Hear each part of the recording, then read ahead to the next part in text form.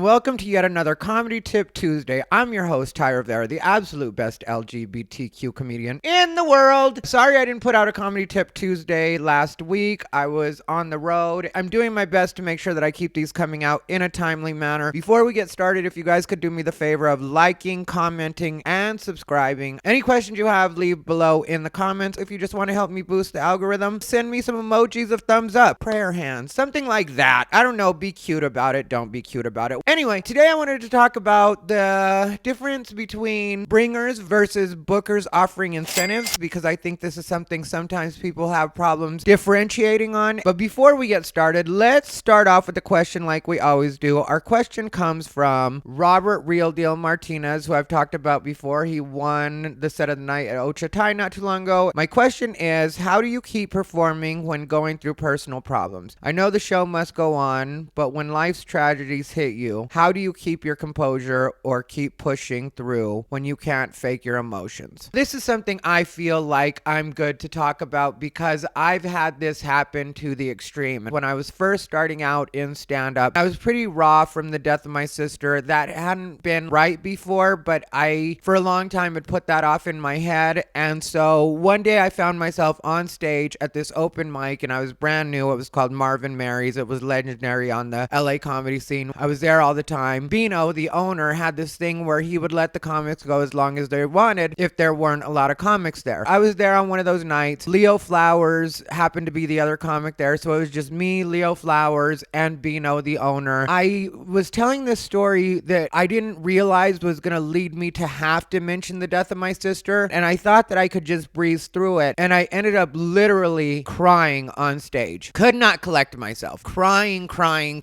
It was bad. I was lucky that there were only two people there, but at the same time, I think that that was one of the most important things that I've gone through as a stand-up comic, because I kind of learned something about myself, and I did think to myself later, like, how would you get yourself out of that situation if you had to deal with it again? And that experience has made me learn to be more careful with myself, and had I not been going on stage during that raw period of my life, I don't think I would be where I am now as a comedian, because it taught me how powerful emotion can be even when you're in a room of only two other people. And it also taught me to be a little more careful with myself in certain ways about the things that I'll talk about. What I learned from that, I should tell you, is that maybe if something feels a little raw for me, then I'll just completely avoid it, even if I think that I have to go through that to tell the rest of the story. I'll find a way around that so that I don't traumatize myself. So what my advice would be is to still go on stage, still work on material, but purposely work on material that isn't about that. Also for me, because now I've been on stage through breakups and everything else, and I always mention my friend Mike Meritori, who was one of my mentors when I was first starting out, told me, go on stage no matter what's going on. Whether you have a breakup, whether you have a headache, whether you're sick, no matter what you're going through, go on stage, because when you're working on the road, you're going to have to go on stage through everything. And that's something that I've carried with me, and I think it's been very important. I've had breakups, really bad ones, where I've come straight from moving all of my stuff out of my ex's place, having a car full of stuff and not knowing where I was going to stay, and still had to do 3 shows that night. All my stuff was in my car while I'm performing, and all I can think is, I hope nobody breaks into my car. I hope nobody steals all my stuff. But I think that even those experiences helped me grow as a comic and helped prepare me for all the stuff that was going to come up, because different things are going to happen, and learning to shut that out in some cases and tap into it when you need to, and to know the difference between when you should be doing each, is going to be very helpful for you. So I would say right now, when you're on open mics, is probably the best time to do that, so that you learn how to gauge it for yourself, because it's going to be different for you than it is for me. Maybe you'll go straight into the emotion, and that'll be helpful for you. Maybe you'll go straight into that material. But I would say in the beginning, when you think that maybe you shouldn't be, and clearly you are thinking that because you posted the question that you posted and asked me that, I would say for now, just try to completely avoid it in your material, and use the stage in this case as kind of your reprieve from all of that, where you take a break from that and you don't think about it, because you've got to think about however much time it is you're doing. So let yourself be consumed by that, and let that be your break from thinking about what it is that's going on with you, or what the tragedy is that just happened in your life. And I hope that helps, because that's the best explanation I can give for how I worked through it. Let me know if that didn't come through clear enough, but I think I gave good advice on that one. Not to pat myself on the back. Anyway, this one comes from the Comedy Complaints Facebook group, which is kind of weird for me because Comedy Complaints won't post my videos, but a lot of my videos come from actual comedy complaints, like this one. My friend Jesse Ever, who I've mentioned before that I worked for, posted this. It is regarding bringers versus offering incentives. Look, I'm not down with bringer shows, but I do give incentives and extra time for comics who draw a crowd. So I asked a second-year comic to do a show for $10 for 5 minutes, but more time and money if they had people show. She said she doesn't do those kinds of shows. What kind of shows are you getting as a new comic that give you at least a few bucks for a few minutes? I'm not begging for people to be on my shows. I put up a lot of people. If you do the extra work and help promote, then you get extra time and more money. If not, you still get the gig. Almost every show I know of pays little to nothing anyway, unless it's a bigger event. So if these other local shows are paying little or nothing, then what sort of minimum are these newer comics expecting? Oh yeah, we also usually get some drink tickets, but who cares, because if you're doing comedy at open mics for 2 years, you deserve some big minimum because you're a star. Okay, I feel Jesse Ever on this, and I'm friends with him, and I've worked for him, and that's kind of how we really became friends, I would say, is me doing gigs for him. And so I would tell you guys that I definitely don't agree with bringers either. I've done a lot of bringers, and I didn't have to bring. They had me come in as a ringer for the bringer. But I was as a ringer, you know, so if the show sucked, because a lot of times the bringer comics aren't the best, they could just drop me in, and then they'd have a comic do a professional set, and everything would be great, and it helps the show go more smooth. And so I've done a lot of bringers, but I haven't actually been on hardly any bringers, except for when I was first starting out in Arizona. I did a comedy contest that I didn't realize was a bringer. They just pitched it as like, bring your friends, they can vote for you. Little did I know that turned out to be a bringer. But to get back to it, I will do bringers if people want me to come on and do a set just to keep the show running. Because while I'm not a fan of them, I'm not completely against them, because if you choose to have that be your system, I think it is a lazy way of not only the booker doing their job, but also of the comedian, because in a lot of cases when you do bringers, you're buying your way in essence onto stages that you probably have no right being on, like, the Comedy Store stage or the improv stage, or a stage that you probably aren't technically ready for, but you want to buy yourself onto that stage or be able to say that you've done it. So I don't really care if people choose to do that, because I think that there is informed consent happening in that situation. I don't really feel like a lot of these people are being taken advantage of. Even when I did it, I didn't realize that's the way the contest worked, but I didn't necessarily feel taken advantage of. I was doing a great show in a great audience, and I was brand new. Like, this was my literally the first times I ever did comedy. The first probably 3 times I did comedy was for them.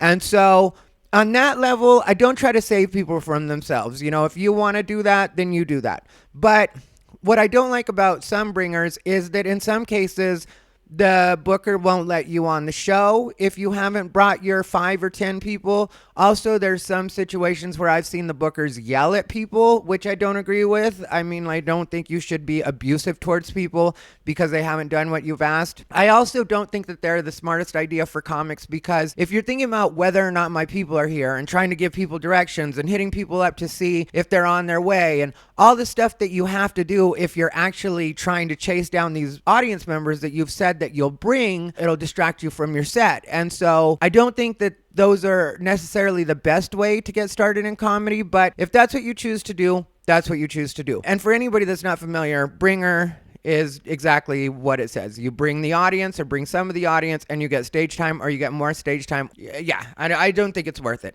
So anyway, as far as the newer comics saying that they don't do incentives, I think that a lot of people make that mistake when they're newer. So I wouldn't necessarily fault that comic, but I would try to educate them on that, because there's nothing wrong with being offered incentives. Like I said, I've worked with Jesse specifically, and that's one of the reasons that I wanted to work for Jesse, because in a lot of cases, it's like, yeah, if you're going to pay me just a little bit of money as a guarantee, or that's all you can afford to pay me, but I'm like, hey, I can sell out your room, then I don't see why I shouldn't get more money. But then at the same time, what's my incentive to sell out your room if you're not going to give me more money. If I'm going to make the same amount of money anyway, yeah, I'll mention that I'm going to be on your show, but I'm not going to be enthusiastic to promote it. And when I was doing it for Jesse, I don't know if he does this for everybody, but I was obviously headlining it.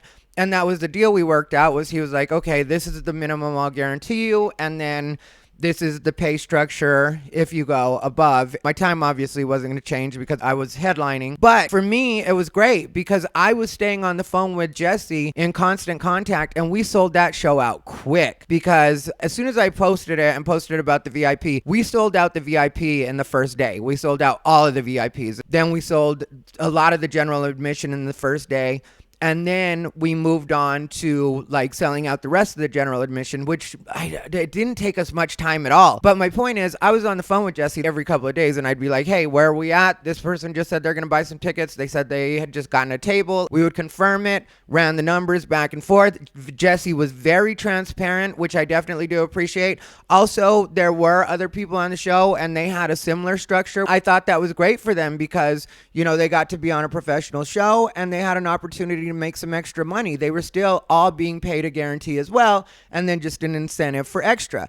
And if you don't know, that's very similar to the kind of deals that you'll get when you do a lot of the off-night headlining stuff in professional comedy clubs, in, say, an Improv or a Laugh Factory. A lot of times that's the way it works. It's like, okay, we're going to pay you, let's just use a low number, like $10, which is definitely more than $10, but you know, so they'll be like, okay, we're going to pay you $10 versus 60% of the door over our club cost. So let's say their club cost is $40. We're keeping the numbers really low. So let's say their club cost is $40. Then, you know, you'll get 60% over the $40 of the ticket sales if that's above the $10 that you've already been guaranteed. So not only do I endorse shows like Jesse where he offers incentives, I think shows like his prepare you for the real world and the kind of shows that you're going to be doing if you start to do the off-night headlines, which in a lot of cases will lead to you doing the weekend headline shows in certain instances. If you don't have big management, if you don't have big agent, then that can be a good way for you to sometimes earn your way into some weekend shows, is if the clubs see like, hey, this person can sell out an actual show, or this person actually moves tickets. In some cases, they'll even bonus you if you completely paper the room, which is give away free tickets if you're not familiar with the term paper. But if you completely paper the room, but you pack it out 100%. Now, you can't use the word sold out in that situation because you haven't sold tickets, but you have legitimately packed the room out. So if you get the room to complete capacity, you'll often get a pretty good bonus for that alone because they're going to make so much money off of the food and drink sales. Because what you have to remember in these deals is you are getting none of the food and drink sales if you're at a comedy club. Now, if you're at a bar or restaurant, sometimes you can get a portion of the drink sales or the food sales if that's the deal that you have set up with them. But in comedy clubs, usually they get 100% of that, which when I say 100%, they obviously have cost on food, cost on alcohol. So it's not 100%, but it is them not splitting any of that with you, which if you're comfortable with that, then work that deal with them. But like I was saying, that's often referred to as a guarantee versus deal. And like I said, I really appreciated Jesse Evers' transparency when I was working with him, because there have been situations in deals like this where I've had people or clubs sometimes claim that I had less people there than I actually had, that I hadn't packed out the club when I actually had packed out the club, then hadn't actually paid me the proper amount or tried to not pay me, because I usually do get my money. I'm good about that. But had people try to not pay me what they were supposed to pay me. And like anything else, there's always going to be opportunities for people to at least try to be dishonest with you. So when you're working with a person like Jesse Evers specifically, and he's willing to tell you exactly what you have going on, I'll tell you how honest Jesse ever was with me when I did his show. We sold it out, right? Well, it turns out that at that particular venue, their version of sold out doesn't let you completely sell it out. I'm not sure why they do it that way. but that's the way they did it. Maybe they've changed the system since then.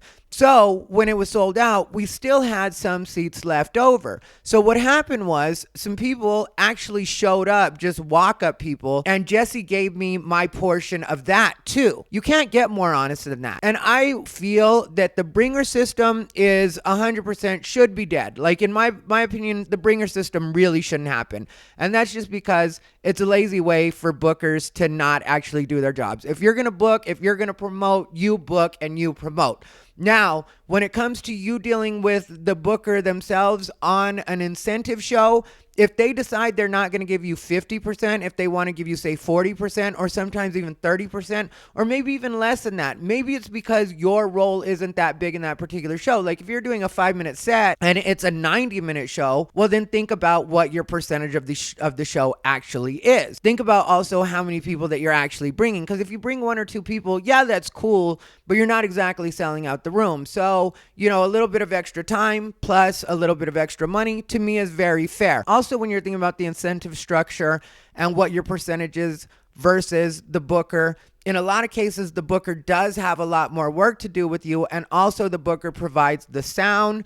The booker is dealing with the venue completely. The booker also will do some Facebook ads. Keep in mind that there are a certain amount of manpower hours that the booker is going to put in that you're not going to be dealing with. So keep that in mind too. Also, if you get a chance, price out what it would be to rent out your own equipment. Also price out what it would be to rent out the venue if they have to rent out the venue. Sometimes they're able to work it out where they make a deal with the venue is happy to have the extra audience, make the money off the food, make the money off the alcohol. So sometimes they can work it so they don't have to rent the venue. But in some cases, there's no way around it. They do have to rent the venue if they want to use that particular venue. So these are all things to keep in mind when you're thinking about bringers versus incentive shows. And just to really drive it home for you, not only do I endorse honest incentive shows, but I also think that they really do prepare you for the real world in stand-up. Because when it comes down to it, in stand-up comedy, on every show that you headline especially, it's somewhat on you, unless they're paying you peanuts. To at least try to make sure some people are there. So for me, it's all the way around good practice for the real world in stand-up. Some people might argue with that, but those people probably haven't actually worked and they're more armchair quarterbacking. That would be my guess on that. Let me know what you think down below in the comments. Like, comment, and subscribe. This has been Ty Rivera, the absolute best LGBTQ comedian in the world.